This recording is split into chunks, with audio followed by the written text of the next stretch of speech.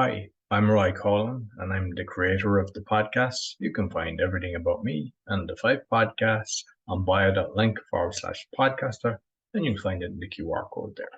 I'd also like to thank my sponsors. If you or someone you know is struggling with anxiety and want to know how to be 100% anxiety free in 6 weeks without therapy or drugs, Daniel Packard Anxiety Solution Program Company offers a 6 weeks system that permanently solves anxiety at an astounding 90% success rate. People who join the program only pay at the end once they have clear, measurable results. If you're interested in learning more, go to permanentanxietysolutions.com, where you can book a free consultation with Daniel. Do you have high blood pressure or want to get off the meds? Doctors are amazed at what Zona Plus can do. Get a $50 discount with my code ROY. Go to zona.com/discount/ROY, and you see the QR code for all my sponsors down at the end. Quality Polish manufacturer of metal products for telecommunication and workshop equipment and other metals. If you'd like a brochure, you see it in the QR code, and you just let us know if you would like a quotation shipped internationally and very competitive rates. I hope you enjoyed this week's podcast. Welcome to the Speaking Podcast. You can find all our episodes on speakingpodcast.com. My guest today from New Jersey in the USA, serial entrepreneur, engineer, marketer, talk show host, podcaster, first responder, keynote speaker. Please welcome John C. Morley. Thank you so much, Roy. It is a privilege and pleasure to be with you from my side of the world all the way to your side of the world. It's great with podcasting because we can connect with people in our living rooms or our studios, wherever they are. And we don't have to get on a plane. Absolutely. So that's with the technology. No, definitely. With the marketer, because I've seen a lot of your, with your name and different things, you use the C in the Morley. Is that a marketing thing? Is there a reason behind why you have that in a lot of your stuff? So that's my name. So John C. Morley, John Charles Morley. I love to use my full name. Some people have said, when I've been on shows with them, they just say my first name and the last name, which is okay. But I think the John C. Morley, I love my name. And as Dale Carnegie said, for those of you who don't know Dale Carnegie, there are 2 great things that you need to do if you want to win friends and influence people. There's a lot, but there are 2. One is learn the person's name. And if you don't know their full name, ask them, that's a beautiful name. How do I say it? Or how do I spell? And they'll be happy to do that for you, because when you say someone's name and somebody says the full name, it makes that person feel good. The other thing is you want to strive to become genuinely interested in another person. Don't have an agenda. And so I use my full name because I'm proud of my full name. It's actually John C. Morley IV, but I don't use the 4th unless it's legal. John C. Morley is the full name. My dad was John C. Morley. My grandfather, great-grandfather. My dad's the 3rd. My grandfather was the 2nd. Great-grandfather was the 1st. So I'm proud of my name. And I like the C. When I was younger, they gave me a nickname, John C. And I like that too. It was great, but I like hearing my full name. I mean, it just kind of, it really just, it motivates me, and it really, how can I say, resonates in a way that, that's me. And it's not a marketing thing. It's just something that I choose to want to have. If you have a middle initial, use it, because when you want to do something like a podcast, or you want to be like I'm a media expert or a measurable of international press, use your full name, because it's going to give you more credibility. It's going to be more formal. And plus, when people are searching as well, because there's obviously more John Morleys, but very few would have the John C. Morley. That is correct. Now, when I did my LinkedIn profile, didn't think about that 100 years ago. But I did create John C. Morley Serial Entrepreneur Group, which when you find that, you obviously can find me. And I think it's actually very important, and like with the marketing side, because what I've learned is I always ask somebody, what's your full name? And like, I've got a friend and his name is Alexander. It annoys him so much if somebody calls him Alex. I've got friends that are called Christopher and they don't want to be called Chris. And I've got another friend, he doesn't like Christopher. He likes to be called Chris. And most people don't ask, and they shorten it because they think that's normal. And they could be really annoying the person by doing that. That's exactly right. So when you learn somebody's name, you ask them, hey, I think it's this, but could you say your last name? And so, and I might say, hey, gee, I know your name is this. So what do you prefer to be called? Oh, I definitely prefer Royal or Ryan or Andy or Andrew. No, I only want to be called Andrew. My family calls me Andy. Okay, no problem. Or somebody will say to me, hey, John, what about Johnny? I'm like, well, I don't really like to be called Johnny. Family call, but I really don't like, I like John. And so I think that's important that you say the name, because I said to you, the most important thing that you can do with a new person is to create a bond by saying their name properly. I mean, that says to me that you care. I do that with all my guests too. What do you prefer? I had one gentleman who's coming on, and in the chat when I was doing the preview, I had his last name. I said, oh, I just realized I called you by your last name. I apologize. Oh, no, that's okay. He's like, in the military, he's like, we all call people by our last names. I said, well, in the show notes, what do you want me to put? Well, you can put anything you want. Well, I like to put your first name and your last name. Yeah, that's fine. You can call me whatever you want on the show. Okay. And I know they say that, but when they say that, they don't really mean that. They do that to be polite. I feel that you have the right to be called what you want to be called. So I know that you're like the first responder. You might explain exactly what's that and why you went into doing that. So first responding, I've been an OEM first responder for a while, Office of Emergency Management. I many years ago got certified on radio. First, I started hanging out with OEM, Office of Emergency Management. And I started playing around with this radio. Now, being an engineer, radios intrigued me. And the radio drew me into the first responder because I just thought this is great because not a lot of people were doing radios. And I said, well, gee, I'd have my radio. I'd get in that. And they gave me a radio, and I went and got my tech, which is where you start. You start with your tech several years ago. Then just a few years ago, I went back to get my general, which is the next level up. Now I'm studying to get my extra. And people don't know this, but you have to have a license to be able to communicate on a ham radio. So I'm a ham operator. And so my code is KD2RJ. That's Kilo Delta 2 Oscar Romeo Juliet. And typical communication might be, this is KD2ORJ to base. Can I get a status update? I got a runner 2437 who has just got down, and I need some assistance pronto. Roger that. And so I'm actually one of the first string people for the New York Marathon. That's coming up. I haven't done that in a few years. And that's an experience. I get up early in the morning. I take mass transit because I don't want to drive. And you have to be at your spot by like 7:15 in the morning. 7:30, that whole thing gets locked down. And if you don't have your badge, you're not getting even 5 feet close to that area. So I guess I love doing these things because I like to help people. And I feel that a lot of people, whether it's in medical, whether it's in business, they don't do it for the reasons most people should, which is compassion and to be helping others. Like, well, I'm doing you a favor. Oh, John, thank you so much for your help. I'm like, I'm happy to help you. Oh, but that's real, and people say, well, you're supposed to just do X or do Y or do Z. You could, but I think it's different when you go above and beyond. You've been obviously in a medical situation before, visit a doctor. When they just treat you as a number, I come right at them and say, hey, I understand that this is a paycheck for you, my visit. It would be nice if you actually took a little time to treat me with compassion as opposed to just another number. Now, I know you're probably just going to blow this off because that's how you're programmed. I can already see your modality.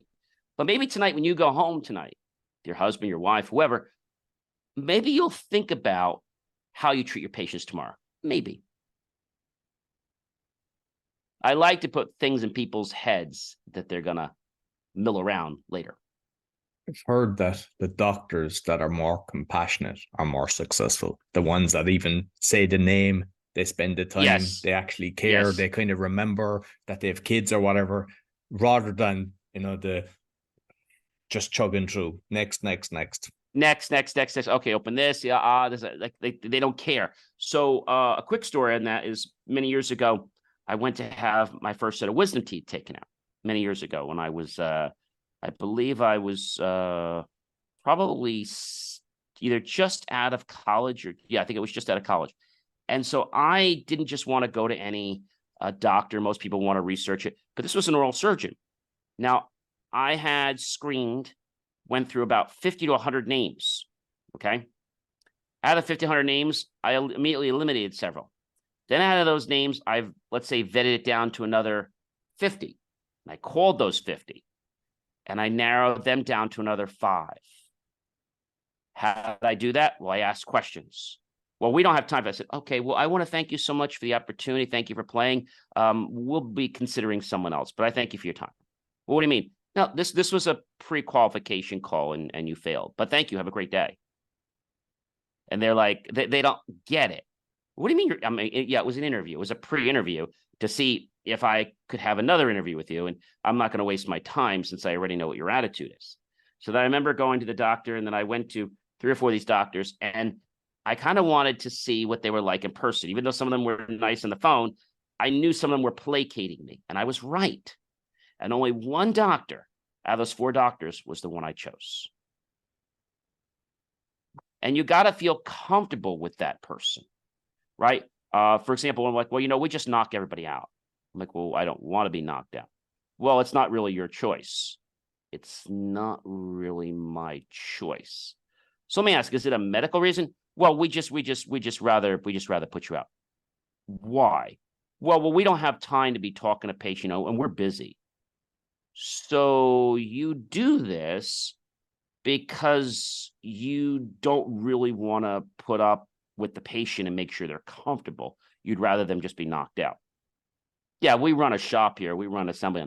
I get it. Well, thank you so much. When do you want to schedule? Well, I don't. I said, I'm not looking to go to an assembly line. And that seems like that's what you're running here. Well, we're very successful. Well, God bless you. But I'm not going to be on your assembly line. And they look at you like, well, he's top rated. I said, I don't care if he's rated by the Pope. Like, I don't care. And so I think when we talk about setting standards, Roy, that's one thing I like to do as being a podcast host and coach and serial entrepreneur, is that we need to keep raising that bar for ourselves and for our guests every day. And that's how we both learn. Absolutely. Just on the wisdom teeth, I done it under local anesthetic, and I got 3 out, and I went back to work thinking it'd be grand. And I remember the pain. I had to go home and just bury my head under the pillow. Like, it was painful afterwards. Did the research, okay, and I got into so deep with this that I even learned how they do the cut. And so I even asked the gentleman, I said, so what type of cut do you do? He said, well, we do an 8 cut. I said, that's 100% right. He says, yes. I said, if you do another cut, I said, it'll actually affect more nerves and I could be in more pain. I said, will I be any pain? He says, no, John, you won't be any pain. You'll be in some discomfort. Didn't use the word pain. So, they did all this and everything through. And I remember the first time I did it, we went to a restaurant, a friend of mine, and we went somewhere because we didn't want to obviously chew or anything. And they gave me, the painkillers. I took one, but then it was like 7 or 8 o'clock at night. And I was like, I forgot to take the second one. I was like, oh, I didn't take it. I said, well, like, I think the Novocaine wore off by now. Like, I don't really even feel, it feels like a discomfort, like you might have some tartar in your teeth, but it didn't feel in pain.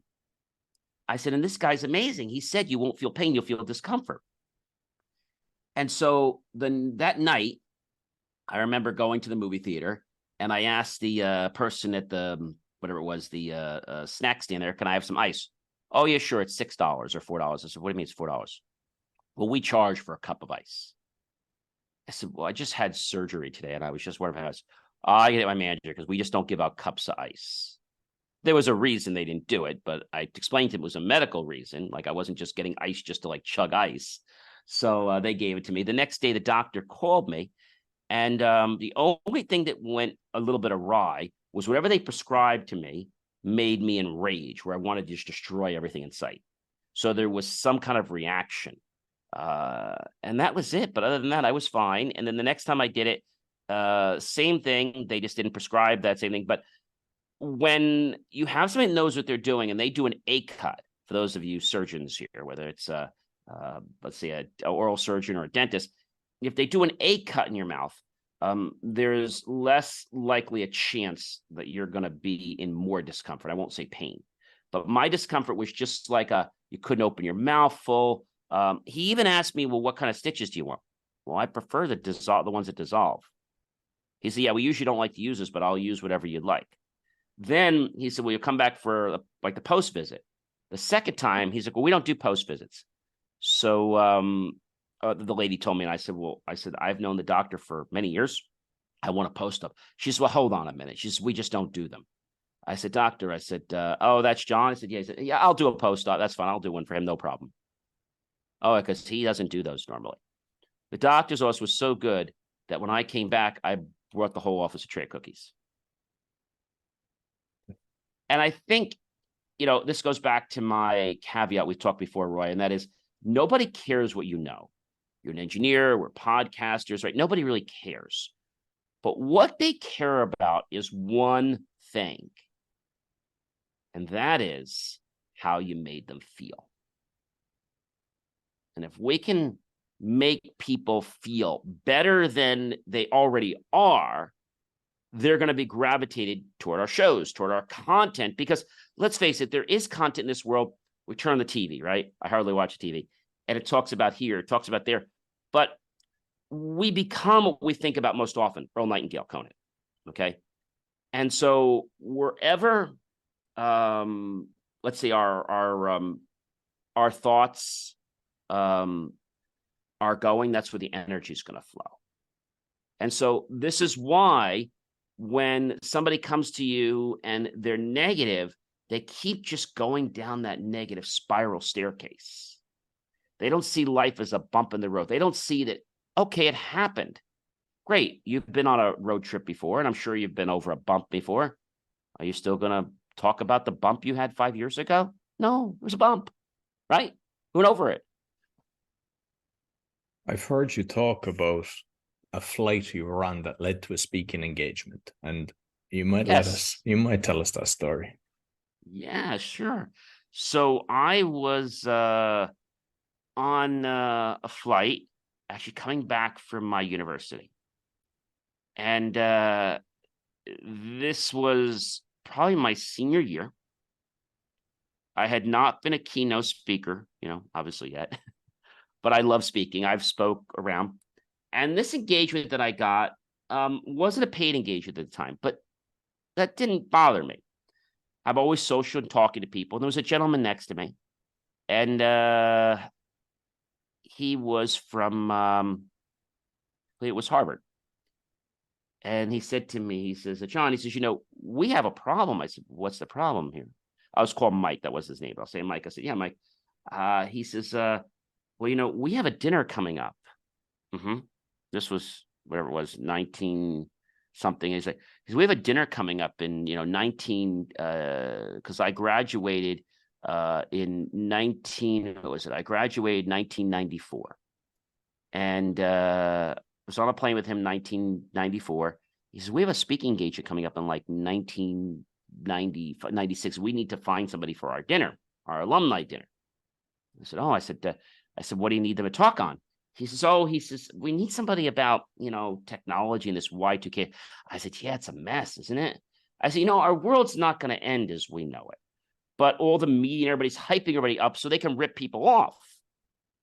He says, really? I said, yeah. I said, little things that we do every day, like, it might be getting medicine. It might be going to the ATM. It might be trying to check a balance. Things are going to be not the way we expect them, but the world is not going to end. Companies are going to spend millions of dollars on things. They're going to rip customers off. And you're going to see that when Y2K is over, it's be like, oh, that was it. The software couldn't track a few extra digits. That's it. The world didn't end. There's going to be some functionality that's going to be affected. Elevators may not work. Anything that relies on a clock with a date, it's going to be a problem. So we're talking for a few minutes. We got our food brought to us. He goes, John, he says, he said to me, he says, this is what he said to me. He says, have you ever given that talk before? I said, what talk? He said, the talk you're just talking about. So now I had to think on my feet. I said, oh yeah, I've given it lots of times. Never given it in my life. And he goes, what do you call it? What do I call it? What do you call the talk you gave? Oh, you mean the talk that I gave about the Y2K and the minor inconveniences? Yeah. What do you call? What's the topic? What's the title? And I'm just sitting there. I was like, yeah, but sit up. Minor inconveniences of Y2K. Really, that's brilliant. Thank you. He says, I'll tell you what. He says, I am on the such as committee. I'm going to give you my card. I'm going to reach out to you. I would like to ask you if you would be one of our honorary speakers. Everybody I have canceled, and I need a keynote. And I think you'd be a great keynote. Now, I can't pay you anything, but I can give you dinner, and I can let you meet some great people here from what was from Harvard. And I said, well, that'd be great. And later I spoke for Yale. But the point is, we talk about fake it till you make it. You've got to do something Neville Goddard said. I think it's a brilliant thing. You've got to live the feeling of the wish fulfilled. What does that mean? So it doesn't mean go to the store and act like you have $10 million. It doesn't mean that. It means to feel what you'd feel as if you had that $10 million. Where would you go? How would you stand? A simple one for everyone is you've all gone to the bank before, and you've all gotten a check, whether it's from a client or whether it's your work. Now it's all ACH, but maybe you have some feeling when the money hits your account. What if you could feel like that every single day of your life? You'd be living that feeling. So all I did was, when I was with this guy, I just kept feeling, I said, yes, I said, I've already given the talk. This talk is amazing. They're going to applaud. I'm already just seeing it in my eye. I'm being like, oh, this is the greatest thing. The food's good. I was like, I didn't get paid, but this is an amazing experience. And I am so grateful to be given this opportunity. The night happened. And I remember going back to a lady, I think it was a few years ago, and I reached out to her, and she says to me, I said, I have a media company as one of my companies. I said, I don't know if you remember me. I said, I'm John C. Morley. And she's like, no. So maybe you don't remember my name. I said, you were one of the alumni from Harvard. She says, yes. I said, okay. What were you doing on such and such in 1998? So I have no idea. At 6 p.m., you were with your husband. You were wearing a red suit.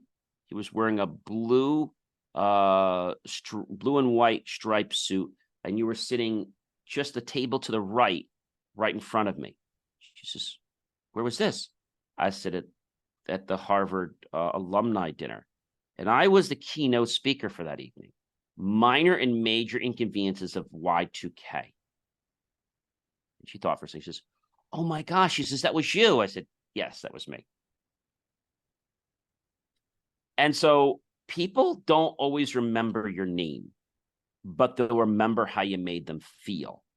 He's like, oh yeah. She's like, I remember you were talking. I remember how you told us that it's going to be no big deal. And I said, how was it? She says, John, it was a blip. You were like 100% right. So the media does hype things up. And this is why a lot of times I get upset with the media. Now, in fact, literally this morning, I got an email to renew my press badge with International Press Association. Now, they actually check your work to make sure you're a dutiful journalist, videographer. And I have a commitment being with them that I will write content that is meaningful and purposeful. I will not write content that is going to sway, slander, or mislead people. I get people all the time, hey, John, would you write me a press release? We're the best. How are you the best?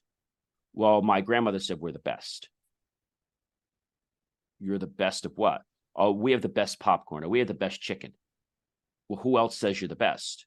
Well, no one, but my grandmother and my aunt say we're the best.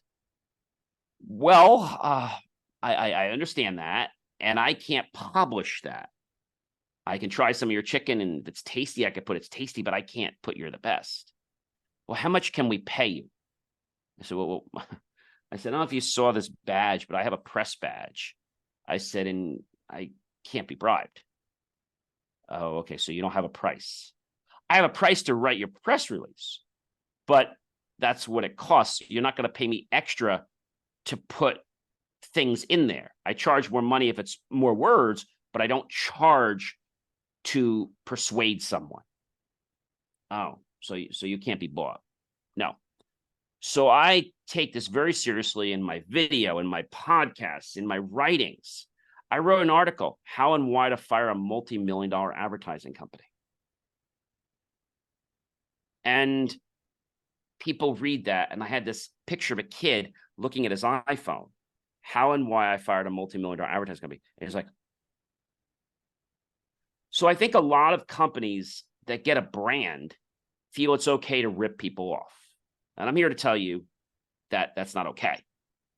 And so they might get up ahead of you now, but eventually somebody else is going to come along and say, wait a minute, why are you doing that? Or like, what are you doing? And when this company I had couldn't even print in-house, they sent it out to another state and printed without errors. I said, I'm dealing with the wrong company. So you could do anything you want in life if you're passionate about it and you want to learn the skills. But I feel that being ethical, having an integrity in the content you write. This is why when I write articles, I really make sure that they are written on purpose. I write a motivation article every week, and I write a tech article every week. My last one was being nice versus getting taken advantage of. And my tech article recently was the evolution of NC, CNC, and DNC machines, numerical controls, computer numerical controls, and direct numerical controls. Numerical controls basically was the pioneering of people taking motors, servo motors, and putting them on machines that would normally have to be adjusted by humans and making those micro adjustments. And then CNC took that from being punch cards and tapes and into a computer. DNC took it to a whole network. And then pretty soon we're putting AI to that. But the thing is, whenever you create something, you have to speak the truth about it. If you're going to put in fluff, or you're going to put in, well, this, you're going to put slander in, I think you can damage your reputation as someone in the media. And I value not only my reputation, but the reputation I have with other people that read my media, because I consider writing, whether it's video, whether it's content, whether it's social media, I believe that my media is there to teach people a lesson. This is why I can post 7, 8, 9 times a day, and I never get banned. Now, I'm not telling you that to brag. I'm telling you that to illustrate a point that if you put out quality content, and I post every couple hours, they never get banned. They are meaningful pieces of content that could change people's lives. Quick story. There were 2 places that I got banned. And the one place, because I said, this is crazy. In my town, there was a Facebook board, and I got banned. And I was like, John, you're only allowed to post business stuff on Wednesdays. I said, this isn't business related. It's self-improvement. There's a little logo on the bottom, but this is all self-improvement. I don't sell one thing. I don't ask for money. So a few weeks went by after I got banned, and I see this other guy posting as the doctor. He's posting every day, Monday, Tuesday, Wednesday, Thursday, and he's selling his services. Botox, this, $12.99 minus this for this, tug. I said, well, this is selling. So I write back to one of the admins. They said, John, we didn't ban you. It wasn't me. I wrote the other admin. It wasn't me. It was the other lady. I said, so I write her. She ignores me. And the other 2 said, oh, your content's amazing. We would never ban you. But the other person, she's funny. So I decided I was banned from posting new stuff, but I could still comment in the group. So I commented on one of the posts. I said, why is it that people like this that own, 25 luxury cars, and they're doctors, can post whenever they want? And I posted on her whole thing about the rules of the group. And I said, why is that allowed? And somebody like me that owns 1 or 2 cars like that and is not a doctor, just an engineer, that creates content to change people's lives that isn't selling isn't allowed. Would someone share with me like what I don't understand? Because I'm confused. Within 4 hours, my post was removed and my status for posting was reinstated without ever an explanation. Tell me that's not crazy. Yeah. One other place I got banned was LinkedIn. Now, it wasn't LinkedIn, it was one of the groups. So it was a financial group, and I think they had like, I don't know, 16 million people in it. And I was posting content, just same type of thing, and I got banned. And so I reached out to some members that were in the group and another group. I said, what happened? Oh, John, the guy who runs that group, he's a kid. I said, what do you mean he's a kid? Well, he's not a kid. He's a financial, broker and all, but he's a kid. If you're going to play with sand, you got to play in his sandbox. And if you don't play with his sand, then you can't use it. Your content was amazing, but he just felt you were a threat to him, so he just removed you. I was like, yeah. He's like, I actually like your content. I was like, where do I find it? I said, well, it's in every other group except for this group. Yeah, he's like, he's a jerk. Okay. So I think people ban you because they feel that you're a threat to them. But I look at it that other people are not a threat, but they complement my life. I've got banned from a lot of things. Like I know you used the Linktree for all your things. I got kicked off with 3 Linktrees. With the LinkedIn, it was a week ban, and I kind of had to grovel because I have so many contacts in that. I got my Awakening podcast on YouTube removed, but what I done is I've done a screenshot and just started posting it everywhere and jumped from the top 1% to the top 0.5%. I kind of used it for my advantage. And like I've got... So, yeah, I think a couple of things have to happen. One is if you're coming out of the gate, and this is why I worked, was I wanted to get an accreditation. And when I got that accreditation, it didn't put money in my pocket, but I knew that if I got accredited by a national agency, I would be sought as being respected. Even though I knew my content was good, when I had a national authority, saying that I was affiliated with them, people started to realize that my content is good, that it actually has like a seal of approval from somebody. And what happens when you post like a lot of these boards, some of these people, they get very they get jealous, and they feel that you're gonna beat them or you're gonna like one up them.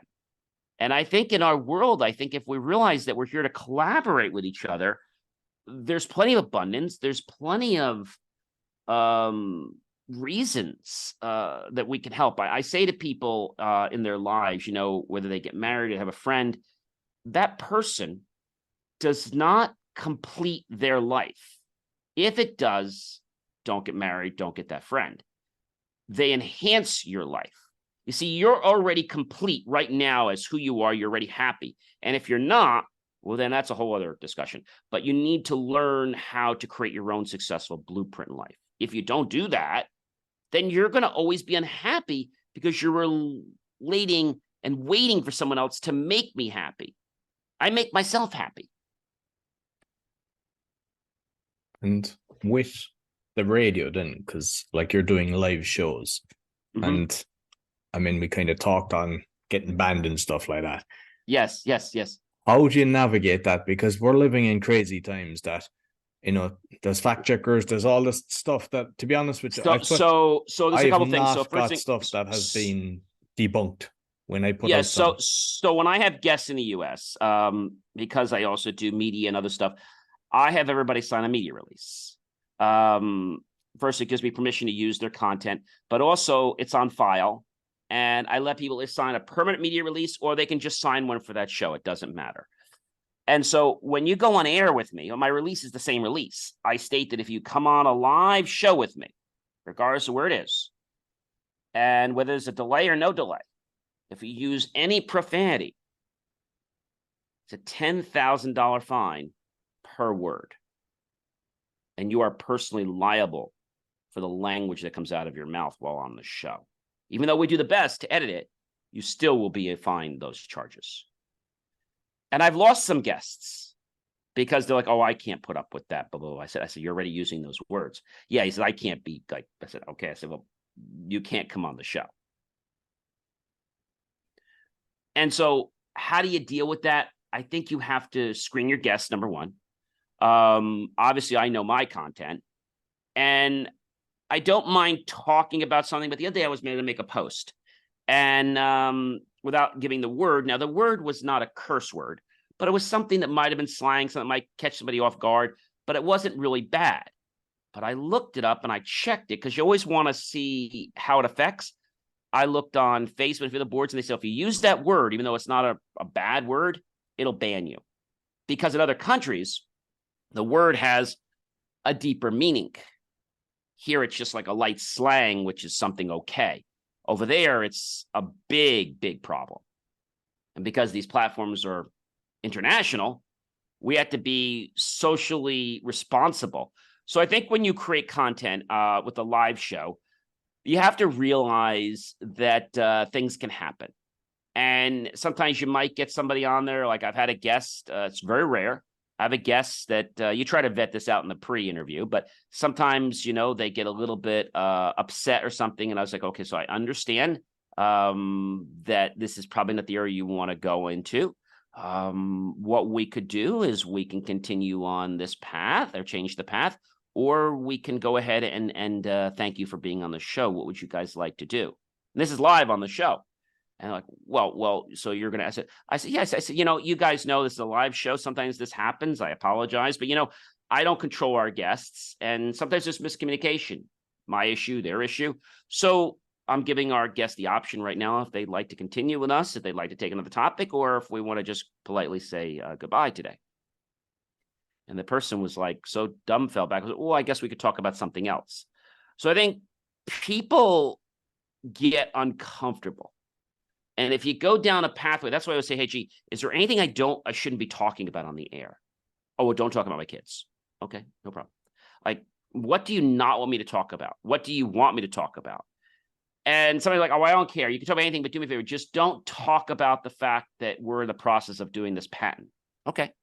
So that's basically what I do. I respect people's boundaries. And so I think that's the big thing when you get on air, like a live show.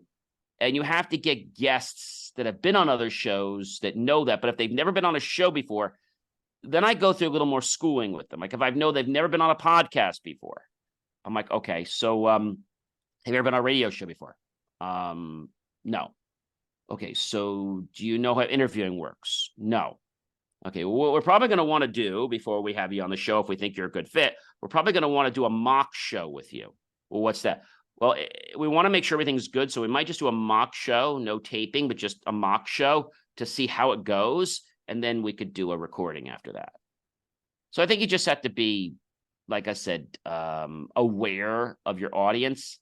And even YouTube, you had to watch. I had a lady, I was commenting on a video for somebody that did these huge domino.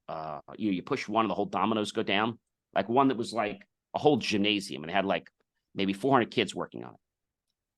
And I took the video and I commented back. I said, in life, sometimes when we do something, it's like a domino effect. Like these kids here, they pressed this domino and it went down. And this is pretty amazing, right? The fact that they could push that domino. And I think it's remarkable how this team got this award, this team got that award. And look how fast they were able to reset that up. Real short thing while I'm getting the screen. Lady comes back and I get a ban request from YouTube. And I said, what the heck's this for? I used their video and I was explaining what's going on. So she claimed that she didn't get monetized when we used the video. I said, I didn't make any money off of this. I'm just using it as an example. I said, I'm using an illustration. I said, this is done many times in journalism. And so within, 24 hours, the complaint had been released by YouTube. But the lady was so inadamant because she wanted money back because she was the only person that took a whole video of the gym. People are nuts. But, when people use that content, now it's one thing if you use that content and you try to sell something, but if you're using that content, you're saying, hey, look, and we think about dominoes and we kind of relate to something, you're using it as an example. So you have to be careful how you use the content. I try not to do that a lot, but once in a while we'll use a video. I'm like, and I'm on the screen the same time saying, look, if we look at this domino, look at the line I'm drawing here, I'm using it as an illustration and I'm adding value to it. I'm not just taking the video and saying, hey, this is my video. I'm on the screen commenting about it. And I think a lot of people, they just, I don't know, they believe they're more important than everybody. And then they want to sue or they want to do something. And so half the time, I know all of our content that we put up, whether it's video, the music, everything is licensed. So I get some jokers that want to take our content sometimes and push it somewhere else. Now, the firm we use, they have a watchdog, so they watch. So if we see our content somewhere else and we haven't approved it, it automatically sends a request to appeal the content. So I think you just have to realize that if you're a content creator, you've got to make sure you have license to what you're creating, whether it's music, whether it's video, because a lot of people just think that, you know, because we're behind a camera that, you know, we could do whatever we want. We can't. We have to understand that we're creating content, but we still have to respect people's boundaries. I got a music copyright offense when I recorded my son at a school play when he was 4. And I was like, on well, YouTube. It's okay recording the song. That's fine. It's what you did with that. So if you recorded that and you took it for your own use, okay, you didn't publish it anywhere, didn't share it with anybody, you're fine. But the minute you took that video and you upload it to YouTube or you put it on social media, now you got an issue. In fact, my opening, even though it's all licensed, in certain parts of the world, it gets blocked because there's no license in that country. It gets wacky. So the way they handle it is they just, and then, you know, TikTok has their own rules. If you use their video, you're fine. But if you use that video that you create on TikTok on something else, that music is not licensed on the other platform because it was created on the TikTok platform. Yeah, definitely. So with the, like, being the radio host and like doing the live shows, because you kind of have to navigate your life to be around that. Like, what's the pros and cons to that? Because that's kind of difficult. Like when you can, you know, like if somebody says, hey, let's go away for 2 weeks or whatever, your life is kind of, no, I have got a live show. So I don't have to be in the studio all the time, right? So I can be my home studio. I can be in the office studio. When I travel, I have a portable mic, laptop, and a good camera. So I just need a quiet room and some lighting. And recently we just invested in some new travel lights so that my face looks good, everything looks good on camera. And I've even invested in a little on-air light. Sometimes when you're traveling and you have family, they don't know you're on air. I always tell people, like, I'm on air, you cannot come out, you cannot come in this area. But I have this little on-air light and I just hit the button, and when it says on air, you don't even think about coming near that part of the house because it says on air. So these are things you can do, because one thing, if you're starting as a podcaster, anybody always starts, right? They all have to start somewhere. I started on Blog Talk. You have to just start somewhere. Don't worry about getting perfect overnight. Don't worry about getting the lighting perfect overnight. Don't worry about getting an intro right overnight. Don't worry about any of that. Just create some consistent content with good titles that are going to arouse curiosity in other people. That's it. That's where you start. And when you've done that, you can build upon that. Find out what episodes are trending. Like I did a whole episode on J More Tech. I invited ChatGPT on my show. I was so grateful that Chat was able to fit into my schedule. And I asked Chat, I said, hey, Chat, so I just got an extra $1 million. I was wondering, where should I put it to get the best ROI on my investment? And Chat's like, well, you know, I could give you a suggestion. I don't know whether you're going to make money or lose money. What's your zip code? By the way, do you have a financial advisor? I'd be happy to find you one. So I think we have to understand that content needs to be used, but we have to put our own spin on it. I can't go and say, hey, these people talked about Chat and it's horrible. Well, that's great. I could say it's horrible, but I need to add my own spin on. I need to add my professional expertise or my comments on that. If I'm not, I'm technically plagiarizing, right? So somebody says, hey, whether it's a war, whether it's chat, and I say, well, gee, what's going on with AI? Well, I hear recently in the news, there are issues about, creating content from ChatGPT with graphics that could be stealing off of companies like mine. Although I've heard that's in the news, I think it's a big problem because I think we need to revamp our legal system because we don't have rules in place to manage what we have there. So I think you have to be purposeful. You have to figure out what your podcast is going to be about. If it's a podcast, if it's an article, why are you creating it? Oh, I'm doing it to make money. Well, don't start a podcast to make money. I mean, I'm not going to tell you won't make money, but I'm here to tell you that you got to have a bigger purpose in life, which is similar to what I have, which is to become a better version of myself and help others become better versions of themselves. Those are two reasons I live. And if you are not passionate about creating content to help other people and inspire them, don't create a podcast because you're going to get disappointed with the results. You're not going to get money overnight and you're going to get tired with what's going on. And you're like, oh, it's not working. So what I like to tell people, just like I do in business, is I don't work. I creatively play. But like I said to you, can it be challenging sometimes? Sure. Even when I'm a guest on shows, I've got shows that I'm booked on December 20th. I'm booked on while I'm traveling. And that's like when that show can get me. Yeah, I think it's about having that work-life balance. But for me, I don't consider podcasting work. I don't consider being on other people's shows work. I love it. I think it's a lot of fun. And then I love, like I said, posting back about the comments, this was a great show, and then taking the link. And so I think it's about that. You're always going to get haters out there. And I always say to people, if you get haters out there, that's great. Because let them keep hating you until they become the ones that ask you for a job. You have to bring your A game. If you don't, someone else will. So don't be afraid to bring your A game, and don't be unhappy if some people don't like you. I always say, you're going to like me, love me. That's all right. I'll move on. And like you mentioned about a lot of people getting into the podcasting because they think they're going to make money. Like you'll see different statistics, but it's something like 3.3 million, podcasters. So many do maybe 3 episodes, max 10, and they're gone and they never do it. And it's like when you have a mission, I love it. I'm like yourself. I've been on even last week, I think about 4 or 5 shows, and I just love it. I get so much passion, and you learn so much from the people. That's why we do it. So to give an example, IFYL, okay, which is a daily show. That's not an easy thing to do, but they're short shows. We are just hitting. Today we'll be publishing our 772nd episode. Excellent. That's a lot. That's a lot of shows.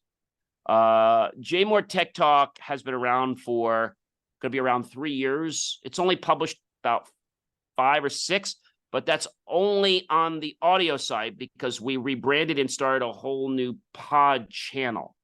The YouTube stuff is still there, but now we built a whole new YouTube channel that's just for the show. And I tell people to do this.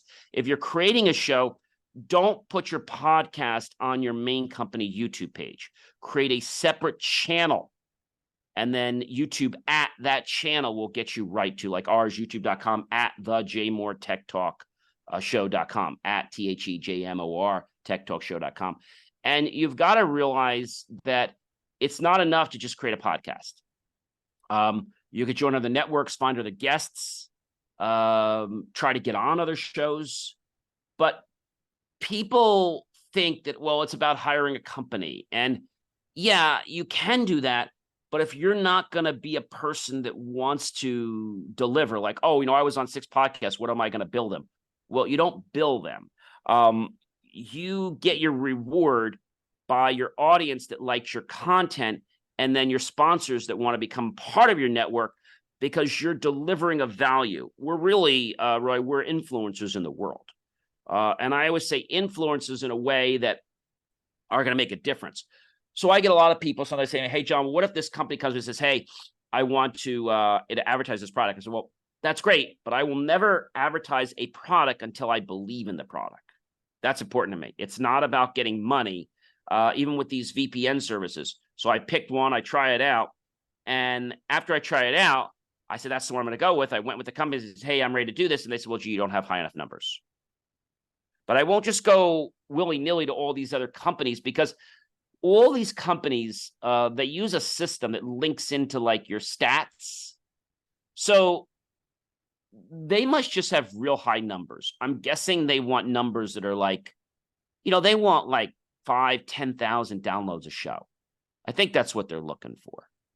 1,000's nice, but I think that doesn't even get them interested or excited. I think they want the high numbers. I think that's what they want. And it's a challenge. I will tell most people that create a podcast, you have to be authentic in what you do. I know a lot of people that create them. I know people that create them because they believe that it's going to make them a lot of money. And then it doesn't. You know what happens? They go away after 6 months or a month or a week. Oh, I tried. I think, well, how many did you do? Oh, I did 8. 8 years? No, I did 8 episodes. How often's your podcast? Oh, it's daily. Well, maybe do a weekly. And so I think a lot of people think that, it's okay to change the frequency. So my one show is daily, so it always gets a show. Even if it's 15, 20 minutes, it always gets a show. The Tech Talk this week, if you can't commit to doing a daily show, don't commit to doing a daily show. You cannot change your format once you've started. If you start with daily, you can say you can move to a bi-weekly, but you can't go from weekly back to daily. You can't do that. You can always say, hey, now we're going to be a daily show, but you can't go the other way, because now you've started to lose your reputation, because now it's about content. And you're saying, well, John, I don't have enough content. So what I also think I do too, Roy, is that I come up with what we call speaking notes. Now, they're not notes that I speak from, but they're points. So I have an agenda. The agenda is put together so I know what we're covering. So like for IFL, for example, last night, we talked about 3 different things that are needed to give you self-love. One of them was you have the right, not just a privilege, to take a good trip, to do something nice for yourself. So I hit on those 3 points. With J Moore Tech, I typically have 7, 8 points, and I hit on them. And I might go to a website to pull up certain facts, like, in 1862 or 1960, this happened, or just yesterday, this was voted on in Congress. And I don't know about you, but I think somebody's paying them off. Like I'll interject my things. And then I always tell people, if I'm on like some network, like I had an issue with, I think it was actually Amazon the other day, and I ordered a book. And this book I ordered a month ago, a friend of mine, so I bought his book. I didn't make him pay. Usually I ask him to send me a book, but he was a friend of mine, so I said, I'll just buy the book. I paid the $12.95 a month ago, Roy. I didn't get the book. So I went online to click. It says, oh, you're past your date of return. It was the day before. So I call him up. I said, well, can I get another book? Oh, I'm so sorry on that one, sir. There's not much we can do. We can't issue you another book. Well, what do you mean? Well, I'm so sorry. I don't have that option. So what I do is, when I have a challenge, I had a challenge with Verizon as well. And I talked about how, I had a challenge ordering an iPhone. I got up on the 20, the iPhone came out on the, I believe it was the 29th? I think the 22nd, I got up early, and I got ready to order it. And it took me 22 minutes to order it because their site was having problems. I blasted them about their site. I'm like, if you know a phone's releasing, why don't you have a site that works, for crying out loud? Like, why don't you test these things? But the companies don't care. And then I also talked about the fact how I went through a chat for 10 minutes and how the system put my address in wrong. And they said there was no way for them to change the address. It's impossible to change. And if I cancel the order, not only would I not get the phone, I have to reorder, but I wouldn't get the phone for another month because I'm now out of the queue. So whenever I have a problem, like last night, I said to the lady, I said, definitely going to talk about you on my show. She said, well, why? I said, well, because I think Amazon sometimes doesn't run a very efficient ship. We all know that you guys don't like to take phone calls. Do you know I had to call you 12 times tonight? You guys kept disconnecting me. So I think people get impressed when there's large numbers, when they're publicly traded. But I have to tell you, it's these big companies that are very good at marketing in a way that markets a facade. I take passion in the marketing, advertising I do, that it creates a truth. It creates a reality. So many companies out there, you give them whatever they want, and they'll make you believe something. I won't market something that is not face value, that is not what that is, because I think I'm doing myself a disservice.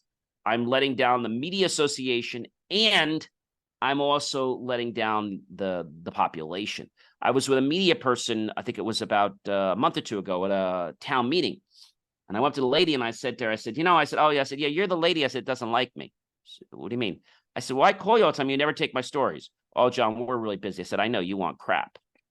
Like you want just propaganda. See, I'm a real journalist and I publish. I know you call yourself a journalist too, but I actually only write content that doesn't just sell stuff. I write content that is about the truth.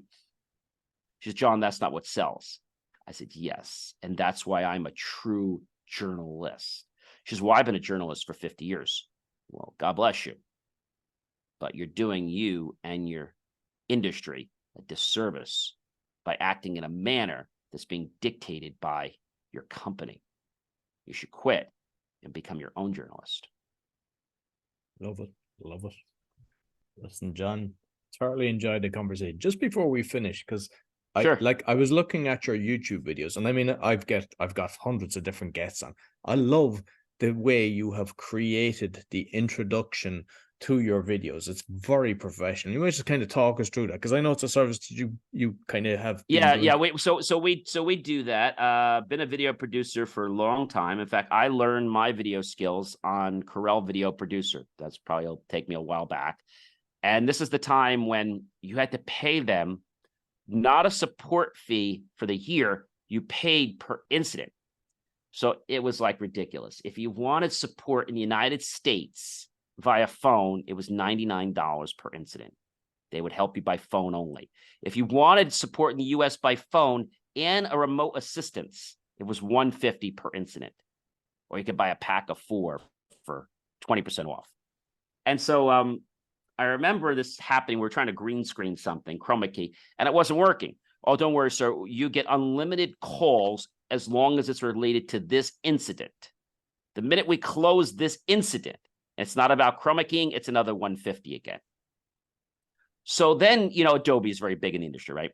So Adobe is the one everyone uses. Well, we use it for graphic design, but I don't use them for video. I don't like them for video. I use DaVinci Resolve, professional and regular. DaVinci is the only system that actually does color paletting. Adobe doesn't. Adobe has its own Fusion language for doing effects. But which video were you talking about? So which one were you talking about? And I could talk specifically about it, but which one did you like specifically? I was one of your channels, and it was just kind of like the start through the intro. I think they were more so we have shows. John, we have I call it a montage. Okay, we have we did the Science Fridays with John, and we have me doing all the little science experiments, and then I basically, as soon as that little thing plays through, it kind of takes some of my best episodes and puts them into like that trailer, if you will, in the beginning. And so when we come on, first thing I do in the science, I say like, today on Science Fridays with John, we're going to talk about how lighting a candle and taking a glass of water will create some astounding effects. Stay tuned. I'll see you in the lab. And then we did it. And then we come back to, hey, everyone, I am John, the science guy. See with my lab coat. And so we're in the lab, and we're going to play with a candle, some water, and some food coloring, and we're going to see what happens when we put this on a plate and we take this cup and put it on. What do you think is going to happen? Is the candle going to go out? Well, let's see. And then we do it and we show. So when you create video content, you've got to remember it's got to be engaging. You've got to have good music. You've only got a few seconds, right, to captivate people. And that's what that intro does. I think a lot of people, when they do these things, they make them too long, or they make it too much about themselves, or they make it too much about the industry. It's got to be fun. It's got to be playful. It makes you want to watch. We have the thing where I make gigantic bubbles. We took some of our best experiments and put that in the preview trailer. And I think, this is why I say one of my biggest things that I do is pretty amazing. And I basically help people create stories. And so, people say to me, John, what do you mean by that? Well, it's really simple. I'll actually show you what I do. So I'm a podcast coach and a specialist in helping businesses tell a story that leads to them growing, being more scalable, and of course, more profitable. And I think that's the name of the game. Is I don't create facade stories. I create true inspiration from what you've already done. And I'll either come up with a story or I'll tell your story. And by me telling that story to the world, whether it's in video, whether it's in press releases, whether it's in any other form, social media, I will get your audience curious about your products and services without ever asking them to buy your products or services. That's pretty amazing, right? And that's why my content doesn't get banned. Just today, we made a post. Oral Media is my media company, and we made a post asking people what is kerning, right? So kerning is the spacing between letters. So every day now we have a word in graphics saying, hey, did you know what this is? In the tech industry, we showed that when you do a Control-Alt-O, will actually it can open up your keyboard. So I think I think these are interesting things. But I think a lot of people don't quite. It's actually, I'm sorry, Control Windows O, excuse me, Control Windows O. So Control key, Windows key, and O will pop up an on-screen keyboard. So I give people shortcuts, and I think these are things that a lot of people want, but I put them in nuggets, Roy, because I realize people don't want to read a book. They just want to learn one. That's why I keep IFYL so short with only 15, 20 minutes. But my dailies that I have now, I have daily 40-second videos. This whole week was attributed to CNC programming and everything from how MIT made the first CNC machine all the way up to how AI is going to make a huge difference in the industry. And you'll say to me, John, what's going to happen to people that have jobs in CNC? Nothing, because AI is not going to replace these people because they're never going to be able to write perfect programs for CNC machine. So whether you guys need podcast coaching, whether you need somebody to get the word out about your business, or you need us to create a 3D model. So we print on paper, plastic, metal, glass, wood. And this year we started doing 3D modeling in-house. Just last week, we spent a few hours creating a model train that we're going to give out at a science demonstration to all the kids. Each train takes us 15 minutes to print. Right? So I think we're definitely doing things that are different. And in this world, Roy, you've got to be different, because if you're not, someone else will be. And they're going to be the ones that are going to captivate your audience. So you have a choice. Do you want to be different? Do you want to grow? And do you want to attract people from curiosity? Or do you want to try to beat them over the head and get them to buy? Now, you might get successful with some people, but the problem is when you do that, the people that are successful are going to be very hard on you. And the minute you make one little glip, okay, you're off stage for life. If you take the first method and something goes wrong, hey, we're not perfect. Listen, we'll rerun this for you, or we'll do this for you. Is that going to be? Yeah, that's fine. Because you built integrity and you built trust from the ground, they're not going to hold you to everything. They're not going to be a price conscious buyer. If you're coming to me for price, we're not doing business. We're doing business because you like us, because you like my content. That's why I get people. They love the content I create, and I'm passionate about it.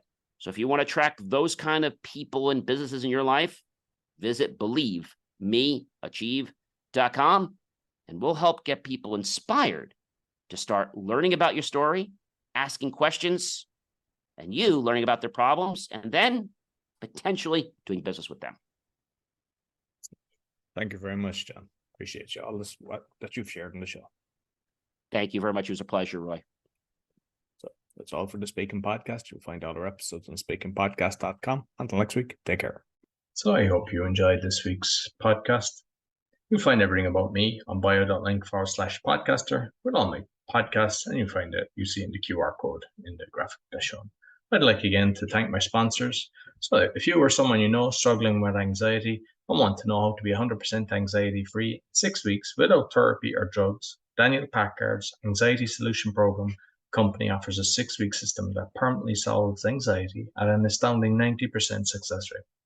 People who join the program only pay at the end once they have clear, measurable results. If you're interested in learning more, go to permanentanxietysolutions.com, where you can book a free consultation with Daniel. Do you fight blood pressure and or want to get off the meds? Doctors are amazed at what Zona Plus can do. You can get a $50 discount with my code ROY, zona.com/discount/ROY. And you'll see it in the QR code as well as Daniel's QR code. Quality manufacturer of metal products for telecommunication and workshop equipment and other metal materials. You see the brochure there in the QR code, and let me know if you would like a quotation, shipped internationally at very competitive price. I'd like to thank all my sponsors and also all my listeners. Be sure to give me a thumbs up, 5-star rating, share with your friends, really helps. And I also have a video on how to give a 5-star rating because a lot of people have wrote to me asking me that they don't know how to do that. Until next week, take care.